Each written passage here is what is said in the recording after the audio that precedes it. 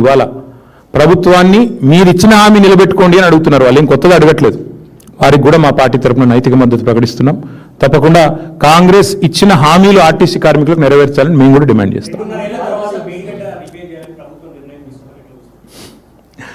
బుద్ధి వచ్చింది అనుకుంటున్నాం, ఏమనుకోవాలి బ్రదర్? నేను అది మేము మొదటి నుంచి చెప్తున్నాం కదా బ్రదర్, టైంపాస్ చేసింది చాలు, బుద్ధి తెచ్చుకొని రిపేర్ చేయండి అని చెప్పినాం. ఆఖరికి ముఖ్యమంత్రి గారికి బుద్ధి వచ్చిందేమనుకుంటే బుద్ధి రాలేదు, బూతులు వస్తున్నాయి మళ్ళీ ఆయనకి. మేడిగడ్డ పోయాడు, కేసీఆర్ గారు జగిత్యాలలో మీటింగ్ పెట్టుకుంటే ఈయన కూడా పోటీ సభ పెట్టిండు. పోటీ సభ పెట్టి ఏం సాధించిండు? ఇజ్జత్ అంతా తీసుకున్నాడు. ఆడ కూర్చున్నోళ్ళు ఇంటలేరు, టీవీలో ఎవరు చూస్తలేరు, ఈయన కంఠశోష బూతులు తప్ప ఇంకేం లేదు. ఆడ ఏమున్నా చెప్పండి, ఏముంది చేసింది చెప్పుకోనికే? ఏమీ లేదు. ఆడ పోయి మరి కనీసం ఆ నీళ్లు నెత్తిమీద జల్లుకొని క్షమాపణ చెప్పినా అయిపోయేది. గోదావరి నీళ్ళు నెత్తిమీద జల్లుకొని కాళేశ్వరం నీళ్లు అది కూడా చేయలేదు. మళ్ళీ అదే బూతులు, అదే వరస, అదే ఒరవడి. ఏం లాభం దాంతో? పొన్నం ప్రభాకర్ గారు అంటే నాకు గౌరవం ఉంది. దయచేసి పొన్నం ప్రభాకర్ గారు నేను రిక్వెస్ట్ చేస్తా ఉన్నా, అన్న మీరు పని చేయండి. మేనిఫెస్టో చైర్మన్ మన శ్రీధర్ బాబు గారు, మన జిల్లా మంత్రి గారే, మేనిఫెస్టోలో 28వ పేజీలో ఏం రాసిండో ఆర్టీసీ కార్మికులకు ఒకసారి పొన్నం ప్రభాకర్ గారు చూడాలని నా విజ్ఞప్తి. వారు అడుగుతున్నది 2.5 ఏళ్ళ తర్వాత ఆర్టీసీ కార్మికులు పాపం ఓపిక పట్టిండ్రు. సగం టైం అయిపోయింది, మీకు సగమైంది, 60% ఒడిచిపోయింది, 3 బడ్జెట్లు ఒడిచిపోయినాయి. ఇక నువ్వు ఇప్పుడన్నా కనీసం ఆ మేనిఫెస్టోలు ఏం రాసిరో మీరు చదువుకోండి. మీ శ్రీధర్ బాబు ఏం రాసిండో పొన్నం ప్రభాకర్ అన్న చదువుకోవాలి. చదువుకొని మరి పొన్నం ప్రభాకర్ గారికి ఆర్టీసీ మంత్రి వస్తుందని చెప్పి ముందే కుట్రవన్నీ ఏమైనా చేసిండో శ్రీధర్ బాబు గారు నాకు తెలియదు, మేమైతే చేయలేదు. Thank you.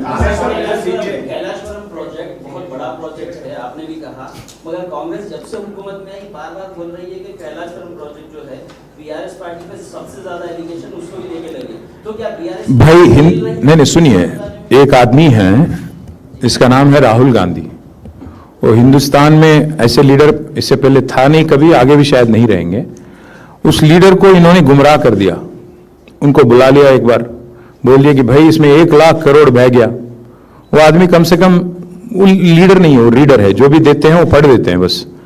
तो आदमी को समझना चाहिए, वो बहकावे में आके गुमराह अपने आप को जो सच निकालने की जो कोशिश करना चाहिए वो नहीं करे. और जो लोग जो भी इन्होंने बताया वो सब कुछ पढ़ के कुछ बोल के चले गए.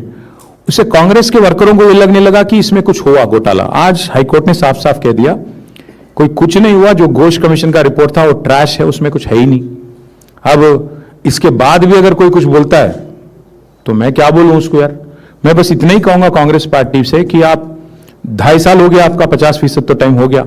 आपने जो वादा किए तेलंगाना जनता के साथ, आवाम के साथ, तो 420 वादा आपने जो किया उसकी अमलावरी पे कोशिश करिए कम से कम. अभी तो पहले एक इलेक्ट्रिसिटी पे कमीशन आपने डाला, वो नाकाम. फिर अभी ये आ गया, इसको भी हाईकोर्ट ने ठुकरा दिया.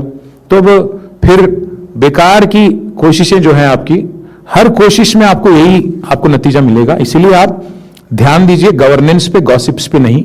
आप गवर्नेंस पे, आवाम को जो 420 वादा जो आपने किया था उसकी डिलीवरी पे आप ज्यादा जोर दीजिए, ताकि कम से कम आपको ऑपोजिशन का स्टेटस तो मिले अगले इलेक्शन में. बस थैंक यू.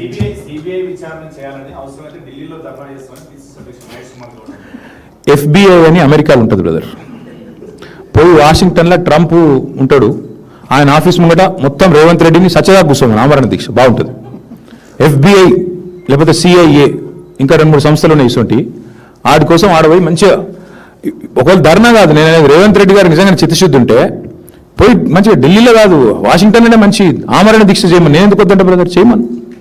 కోర్టు తీర్పిచ్చినాక సిగ్గు లేకుండా ఏం మాట్లాడుతున్నారు? ఘోష్ కమిషన్ ట్రాష్ కమిషన్ అని చెప్పింది కోర్టు, చెత్తబుట్టలో పరేమని చెప్పింది. ఇంకేం మాట్లాడతారు నాకు అర్థం కాదు. మాట్లాడడానికి సిగ్గన్నా ఉండాలి. Thank you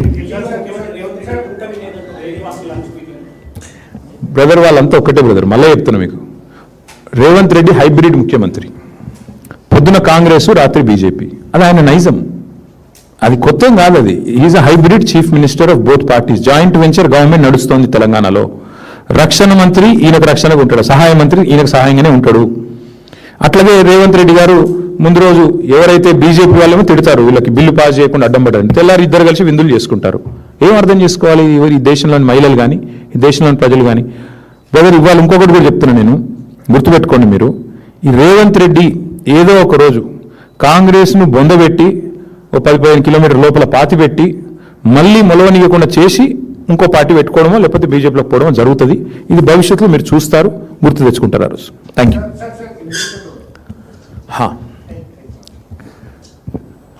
We thank the Honorable High Court and our legal cell for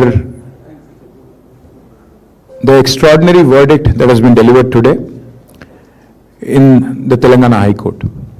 For the last 3 years, the Congress party has indulged in relentless, malicious propaganda against the world's largest lift irrigation project called as the Kaleshwaram project.